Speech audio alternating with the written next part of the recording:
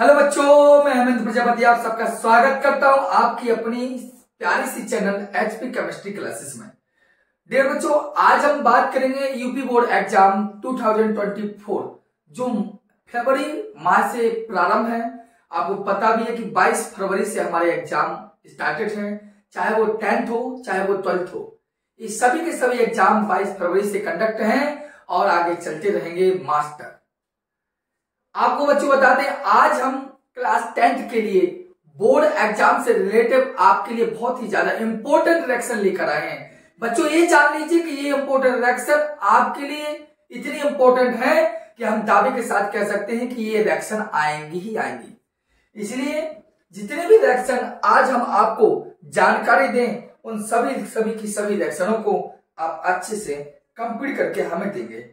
बात समझ में आ रही मेरी बात को? एक एक रिएक्शन, क्योंकि वो रिएक्शन दे रहा हूं जो रिएक्शनों या जो इंपॉर्टेंट क्वेश्चनों का मैंने पेपर इसी पर अपलोड किया है, उसमें जो क्वेश्चन थे, जो रिएक्शन थे, मैं वही सॉल्व करवा रहा हूं। जैसा कि आप यहां देख भी लीजिए, ये वे सभी रिएक्शन हैं जिनको मैं आपके सामने कंप्लीट करवाऊंगा और ये समझ लीजिए ये रिएक्शन आनी ही आनी है। इसलिए अच्छे से इन रिएक्शनों को समझेंगे, आप जानेंगे हैं कौन सी रिएक्शन। चलिए, सबसे पहले आपसे क्वेश्चन पूछा जा सकता है।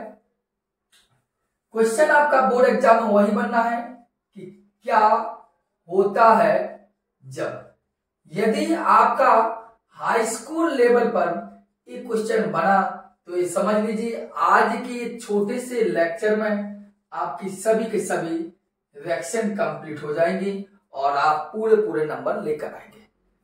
क्या होता है जब, पहला पॉइंट कहता है क्या होता है जब एथिल अल्कोहल, आपने देखी भी होगी रिएक्शन, क्या होता है जब एथिल अल्कोहल सोडियम धातु से क्रिया करे, सोडियम धातु से क्रिया करे।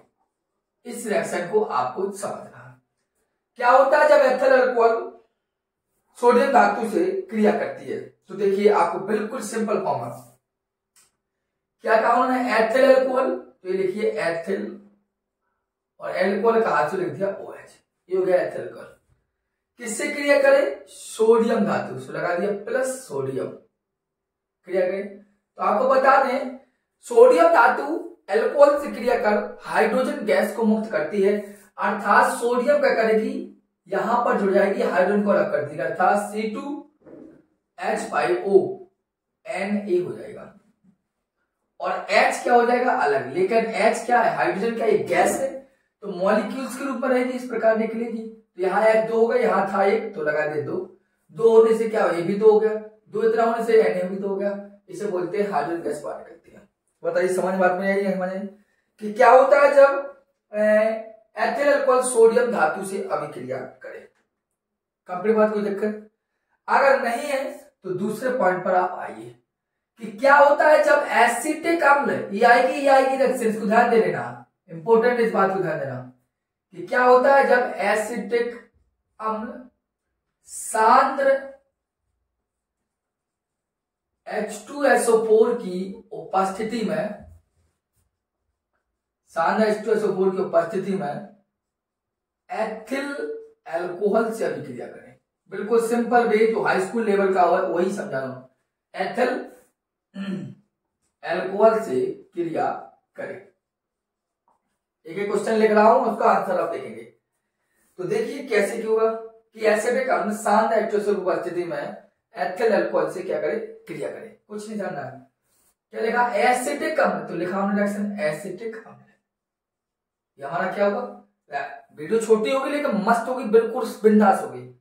एसिटिक अम्ल क्या कहा, सांद्र H2SO4 की उपस्थिति में, लिख दिया तीर के ऊपर कॉन्सेंट्रेट H2SO4। तो सांद्र H2SO4 की उपस्थिति में किससे क्रिया करेगा, एथिल अल्कोहल से, लगा दिया प्लस एथिल अल्कोहल। कोई दिक्कत कुछ नहीं करना है, आपका ये OH ले जाइए, ये हाई स्कूल लेवल तक बता रहा हूं। OH H गया, H2 क्या बचा, CH3 COO, तो लिख दिया CH3COO हो गया। और क्या बचा C2H5 तो लिख दिया C2H5, लिख दिया C2H5। इसे क्या बोलते हैं? Ethyl acetate, ethyl acetate. आपको पता हो यह अभिक्रिया आपकी एस्टरीकरण अभिक्रिया कहलाती है। नेमिंग रिएक्शन में हमने आपको इसी चैनल पर पढ़ाया भी है, उसको भी आप देख लीजिए अच्छे से। अगर क्वेश्चन पूछे क्या होता है जब एसिटिक अम्ल शांत H2SO की उपस्थिति में एथिल अल्कोहल से क्रिया करे तो भैया एथिल एसीटेट बनता है, अर्थात एस्टर प्राप्त होता है। यह अभिक्रिया एस्टरीकरण कहलाती है। यह अभिक्रिया कहलाती है, क्या है? एस्टरीकरण कहलाती है। आगे देखें हम भैया क्या होता है जब एसिटिक अम्ल को P2O5 के साथ ग्रह कर, देखो थर्ड ध्यान, क्या होता है जब एसिटिक अम्ल को P2O5 के साथ गर्म करते हैं। P2O5 आप जानते हैं फास्फोरस पेंटाऑक्साइड, एक निर्जली कारक का कार्य करता है। निर्जली कारक का मतलब है पानी निकाल देता है, किसी चीज को निर्जल कर देता है P2O5। तो वह क्या? एसिटिक अम्ल। एसिटिक अम्ल को इस तरीके से समझा रहा हूं मैं जिससे आपको समझ में आ जाए। दो पार्टों में लेता हूं, एक एसिटिक अम्ल को लिखा CH3COOH। एसिटिक अम्ल के यहाँ दो अणु चलते हैं, लेकिन मैं विस्तार समझाने के लिए दो बार लिख रहा हूं इस प्रकार। एसिटिक अम्ल ठीक इक्वल किया P2O5, मैंने आपको पहले बताया निर्जली कारक का कार्य करता है। हुआ कुछ नहीं करना है, यहाँ का OH और ये आपका H ये गया, निकाल दिया। क्या बचा? CH3CO, लिख दिया CH3CO। क्या बचा? CH3CO, CH3CO। लेकिन एक और है इसका तो लगा दिया O। इसे बोलते हैं एसिटिक एनहाइड्राइड। बात समझे? अगर आपको ऐसा नहीं लिखना है तो अथवा में आप ऐसा सीधा सीधा है, इसे बोलते हैं रटन टू विद्या। जैसे एसिटिक अम्ल दो अणु है तो लिख दो 2CH3COH और P2O5 के ऊपर से लिख दो P2O5, निकालो का तो पानी और बना दी CH3CO। कितने दो हैं तो वोल्टवाइज इंटू ऐसा लिख दीजिए। चाहे ऐसा बना ली, ऊपर वाले बनाने में क्या होगा कि आपको याद नहीं करना होगा, केवल समझना होगा। इनको नोट कर लीजिए आप अच्छे से।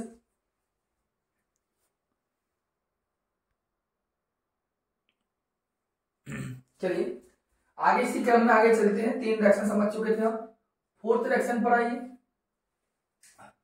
4th रिएक्शन आपसे पूछ सकता है कि क्या होता है जब एथिल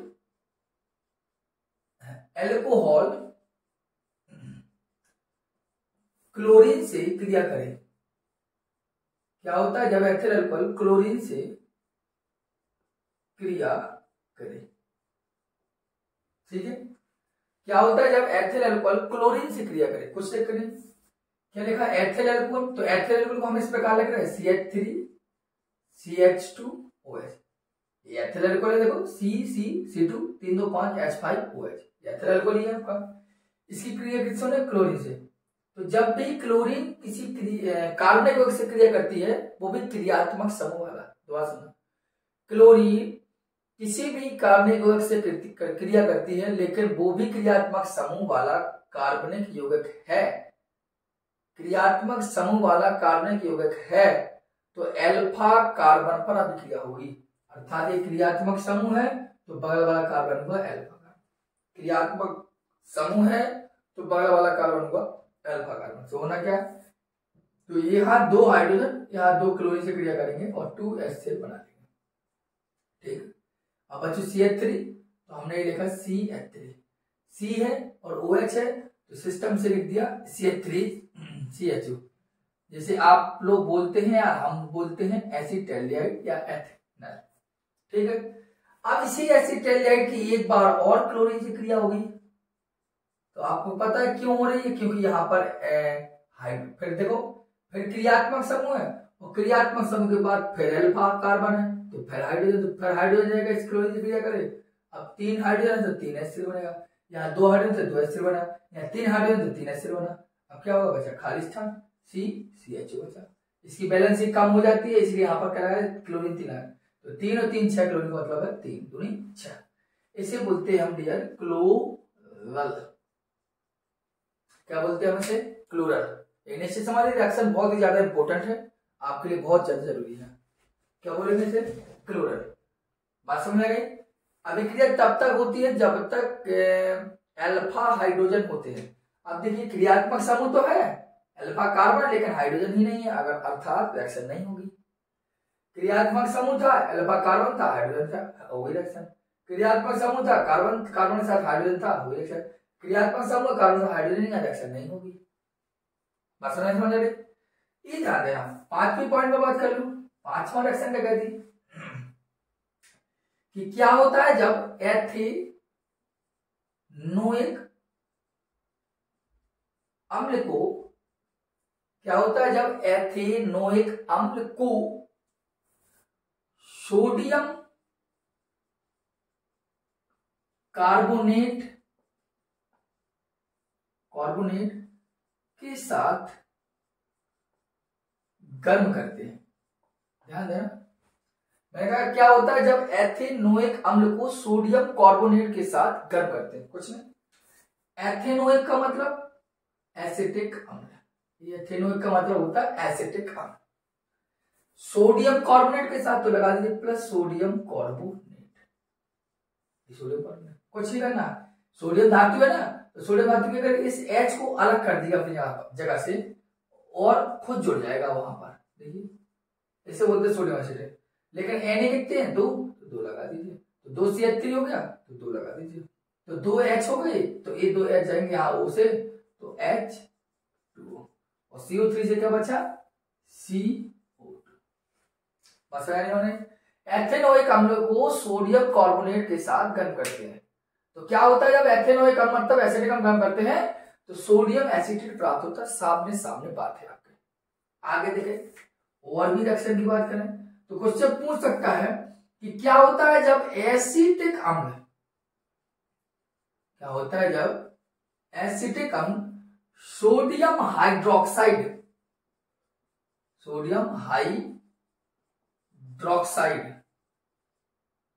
से क्रिया करें। सोडियम हाइड्रोक्साइड से पूछ ले तब क्या? कुछ नहीं, एसिटिक अम्ल मतलब CH3COH, सोडियम हाइड्रोक्साइड मतलब NaOH। ऐसे में कुछ नहीं करना। कुछ देखिए क्या होगा, आप देखिए ये वाला क्षार है तो OH देगा, यम है तो H देगा, पानी निकाल दीजिए, क्या बचा? CH3COO, CO और लगा दिए Na, इसे बोलेंगे सोडियम एसीटेट। क्या बोलेंगे इसे हम? Sodium acetate. बताइए बच्चों जी समझ में अक्षर नहीं समझ में? सोडियम एसीटेट वाली अभिक्रिया हो गई, कोई दिक्कत? इस 6 रिएक्शन आपको समझ में आई? ये 6 रिएक्शन है, कुछ रिएक्शन और भी है जो मैं आपको बता रहा हूं। ये समझ लीजिए यही रिएक्शन आपको पूछी जाती हैं और पूछी जाएंगी और अभी भी यही रिएक्शन आनी है। ये रिएक्शन किसी न किसी सत्र में आई है, बस मैंने यहां लिखा नहीं तो आप कहोगे ऐसा। ठीक है, चलिए आगे रिएक्शन क्या कहेगा? आगे 2-3 रिएक्शन और देंगे, कम से कम 10 रिएक्शन आपकी होगी जो आपके लिए इंपॉर्टेंट है। इन 10 रिएक्शन में ही आपका बोर्ड एग्जाम्स में ही क्वेश्चन आएगा। देखिए 7th रिएक्शन देखना। 7 क्या कहता है कि क्या होता है जब बुझे चूने पर, क्या होता है जब बुझे चूने पर क्लोरीन गैस प्रवाहित होती है। क्वेश्चन कहता है क्या होता है जब बुझे चूने पर क्लोरीन गैस प्रवाहित होती है। क्वेश्चन देखिए क्या होता है, व्यंजक चूने बनेगा, बुझे चूने मतलब CaOH का क्लोरीन गैस डालना है, ये क्लोरीन गैस डालिए। कुछ क्या होगा, क्या होता है जब बुझे चूने पर क्लोरीन गैस प्रवाहित करते हैं। तो अगर क्लोरीन गैस इस पर प्रवाहित करते हैं तो आपको पता होना चाहिए क्या होगा। आपको कुछ नहीं करना, यहां से पहले तो आप पानी निकालिए, H2 है तो H2, H2 है तो H2 और 2 O है तो 1 O निकाल दिया, बचा क्या? एक Ca बचा और 2 ऑक्सीजन थे जब से एक चला गया कि OH का होल पाइप है तो 1 O बचा और Cl2 रहा। क्या बोलते हैं? भ्रंजक चूर्ण बन जाता है, भ्रंजक चूर्ण। कभी कभार क्वेश्चन ऐसा ही पूछ जाता है इसी में 8 नंबर देना कि क्या होता है जब बुझे चूने पर कार्बन डाइऑक्साइड गैस प्रवाहित करते हैं। अगर CO2 डाल दें तब क्या होता है, ऐसा ही पूछ सकता है। देखो बुझे चूने का मतलब CaOH का डालना कार्बन डाइऑक्साइड। कुछ देख कर क्या होता है, पानी का जो रंग होता है वो दूधिया कलर का हो जाता है, ऐसा प्रक्रिया होती है।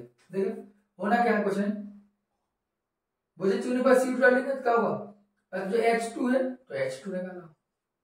अब इधर से 2 है तो 1 को निकाल दीजिए और 1 हो जाएगा, तब क्या बचा Ca, इधर का 1 को बचा CO2 है तो Ca। वैसे सेम कंडीशन है, इसे बोलते हैं कैल्शियम कार्बोनेट। क्या बोलते हैं हम, कैल्शियम कार्बोनेट। बताइए समझ में है। एक रिएक्शन देखा, नामी रिएक्शन। क्वेश्चन कहता है कि क्या होता है जब एथिल अल्कोहल को सांद्र H2SO4 के साथ 160 से 170 डिग्री सेल्सियस पर गर्म करते हैं। अगर आपके पेपर में रिएक्शन पूछे नहीं, स्टार लगा लीजिए इस पॉइंट को, तो समझ लीजिए कि आज जो 10 रिएक्शन हम आपको बता रहे हैं, इन्हीं रिएक्शनों में आपका क्वेश्चन पूछा जाएगा, कहीं और आपको जाने की आवश्यकता ही नहीं पड़ेगी। इस बात है।